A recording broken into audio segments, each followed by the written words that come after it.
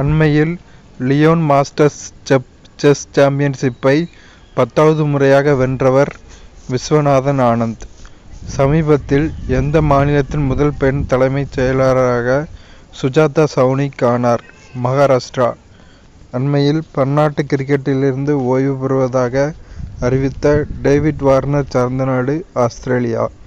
சமீபத்தில் மாநிலங்களவையின் அவைத்தலைவராக நியமிக்கப்பட்டவர் ஜே.பி. நட்டா. அண்மையில் குதிரையேற்றத்தில் 3 நட்சத்திர கிராண்ட் பிரிக்ஸ் போட்டியில் வென்ற முதல் இந்தியர் ஸ்ருதி வோரா. கான மயில் மற்றும் வரகு கோழி ஆகியவற்றின் பாதுகாப்பிற்காக அண்மையில் ரூபாய் 56 கோடி நிதி ஒதுக்கீடு செய்து ஒப்புதலளித்த அமைச்சகம் சுற்றுச்சூழல், வனம் மற்றும் தட்பவெப்பநிலை மாற்ற அமைச்சகம். சமீபத்தில் எந்த நாட்டின் கடற்படை இந்தியாவின் கார்டன் ரீச் கப்பல் கட்டுநர்கள் மற்றும் பொறியாளர்கள் GRSE நிறுவனத்துடன் பெருங்கடலில் செல்லும் 800 டன் எடை கொண்ட இழுவை படகுக்கான ஓர் ஒப்பந்தத்தில் கையெழுத்திட்டது வங்காளதேசம். அண்மையில் முதல் முறையாக பன்னாட்டு வடக்கு தெற்கு போக்குவரத்து வழித்தடத்தின் INSTC வழியாக நிலக்கரி ஏற்றி செல்லும் 2 ரயில்களை இந்தியாவுக்கு அனுப்பிய நாடு ரஷ்யா. சமீபத்தில் NTR பரோசா ஓய்வூதிய திட்டத்தை அறிமுகப்படுத்திய மாநிலம் ஆந்திர பிரதேசம். இந்தியா மங்கோலியா இடையேயான நாடோடி யானை நொமடிக் எலிஃபண்ட் என்ற கூட்டு இராணுவ பயிற்சியின் 16வது பதிப்பு நடைபெற்ற இடம் Umroi, Meghalaya. Low frequency ARA லோஃபாரின் முதன்மை நோக்கம் குறைந்த ரேடியோ அலைவரிசையில் பேரண்டத்தை கூர்நோக்குதல். சென்னா ஸ்பெக்ட்ரபிலிஸ் என்றால் என்ன? ஆக்கிரமிப்பு தாவரம். டவுன் நோய்க்குறி என்றால் என்ன? கூடுதல் குரோமோசோம் அல்லது குரோமோசோமின் தூண்டலினால் ஏற்படும் நிலை. சினோப்ரைஸ் அபட்டானி என்பது சார்ந்த இனம் தவளை. அண்மையில் மாநில பல்கலைக்கழகங்கள் மற்றும் நிறுவனங்களில் ஆராய்ச்சி மற்றும் மேம்பாட்டு கலாச்சாரத்தை மேம்படுத்துதல் என்ற தலைப்பில் அறிக்கையை வெளியிட்ட அரசு நிறுவனம் நிதி ஆயோக். சமீபத்தில் மண் குறித்த பன்னாட்டு மாநாட்டில் புதிய உலக மண் நல குறியீட்டை அறிவித்த அமைப்பு யுனெஸ்கோ. மெத்தனால் மற்றும் ஃபார்மால்டிஹைடு கலவையிலிருந்து ஹைட்ரஜன் உருவாக்கும் திறமையான முறையை உருவாக்கியுள்ள நிறுவனம் IISER திருப்பதி. அண்மையில் INS தபார் வருகையால் செய்திகளில் இடம்பெற்ற துறைமுக நகரமான அலெக்சாண்ட்ரியா உள்ள நாடு எகிப்து. சமீபத்தில் இந்தியாவின் பசுமை ஹைட்ரஜன் முயற்சிகளுக்கு ஆதரவாக $1.5 பில்லியன் அளவுக்கு கடன் வழங்க ஒப்புதல் அளித்த அமைப்பு உலக வங்கி.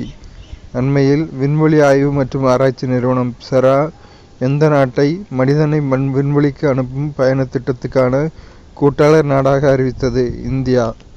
இந்திய இராணுவம் சமீபத்தில் எந்த நாட்டு இராணுவத்துடன் இணைந்து மைத்ரி என்ற கூட்டு இராணுவ பயிற்சியை நடத்தியது? தாய்லாந்து. அண்மையில் ஆப்கானிஸ்தான் தொடர்பான ஐநாவின் 3வது மாநாடு நடைபெற்ற இடம் தோஹா, கத்தார். மார்ஸ் ஒடிசி சுற்றுகளை பயன்படுத்தி ஒலிம்பஸ் மவுண்ட்ஸ் என்று பெயரிடப்பட்ட நமது சூரிய மண்டலத்தின் மிகப்பெரிய எரிமலையின் காவிய காட்சியை படம் பிடித்த அமைப்பு எது? நாசா. நக்சஸ் திட்டத்தின் முதன்மை நோக்கம் உடனடி எல்லை தாண்டிய சில்லறை கொடுப்பளவுகளை செயல்படுத்துதல். நௌகா பைச் என்பது எந்த மாநிலத்தின் பாரம்பரிய படகு போட்டியாகும்? மேற்கு வங்காளம்.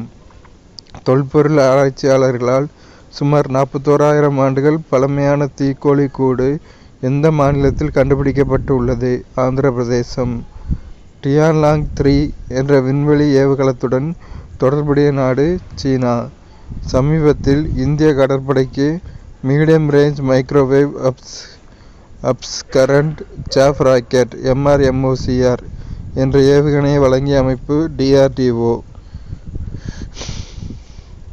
கலிபர் சீர்வேக ஏவுகணையை உருவாக்கிய நாடு ரஷ்யா. அண்மையில் லீட்ஸ் பல்கலைக்கழகத்துடனான ஒரு புரிந்துணர்வு ஒப்பந்தத்தில் கையெழுத்திட்ட நிறுவனம் IIT மெட்ராஸ்.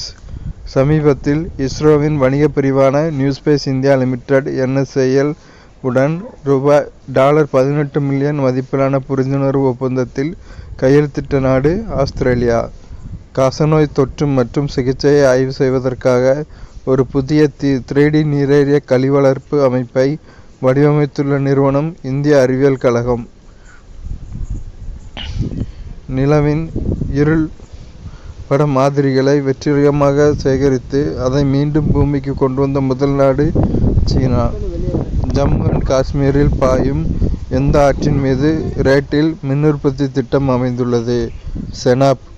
அண்மையில் சிடிஏசி உயர் செயல்திறன் கணினி மற்றும் அதனுடன் தொடர்புடைய பகுதிகளில் மனிதவள மேம்பாட்டிற்கான சுற்றுச்சூழல் அமைப்பை உருவாக்க எந்த நிறுவனத்துடனான MOAயில் கையெழுத்திட்டுள்ளது? அகில இந்திய தொழில்நுட்ப கல்விக் கழகம் AICTE. School in a box என்ற திட்டம் எந்த வடகிழக்கு மாநிலத்தின் வெள்ளத்தால் பாதிக்கப்பட்ட குழந்தைகளுடன் தொடர்புடையதாகும்? அஸ்ஸாம். அண்மையில் உள்துறை அமைச்சகத்தால் சோதிக்கப்பட்ட சாக்ஷயா செயலியின் முதன்மை நோக்கம் குற்ற சம்பவத்தின் சாட்சியங்களை பதிவு செய்து பதிவேற்ற காவல்துறைக்கு உதவுதல். ரஷ்யாவில் நடந்த 2024 பிரிக்ஸ் விளையாட்டுப் போட்டிகளில் இந்தியா எத்தனை பதக்கங்களை வென்றது? 29. ஒவ்வொரு ஆண்டும் போதைப்பொருள் துஷ்பிரயோகம் மற்றும் சட்டவிரோத கடத்தலுக்கு எதிரான பன்னாட்டு நாள் அனுசரிக்கப்படுகிற தேதி ஜூன் 26. சமீபத்தில் முதல் பன்னாட்டு பால் கூட்டமைப்பு ஆசிய பசிபிக் உச்சி மாநாடு நடைபெற்ற இடம் கொச்சி, கேரளா. ஆண்டுதோறும் குறு சிறு மற்றும் நடுத்தர தொழில்துறை MSME நாள் அனுசரிக்கப்படுகிற தேதி ஜூன் 27.